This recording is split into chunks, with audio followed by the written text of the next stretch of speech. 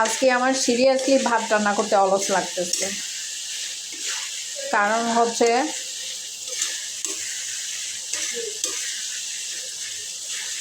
আমার মেয়ে মুরগি রান্না করে রাখছে, মূলত তার খাবারটাই সে করে রাখছে। এখন আমাদের জন্য এই যে চিংড়ি মাছ, বড় বড় যদিও বোঝা যাচ্ছে না, চিংড়ি মাছ রান্না করছি।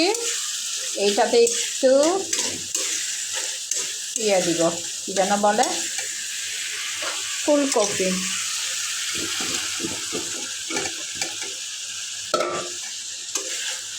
নামানোর আগ দিয়ে একটা টমেটো দিব, তারপর কাঠের জন্য হয়ে যাবে।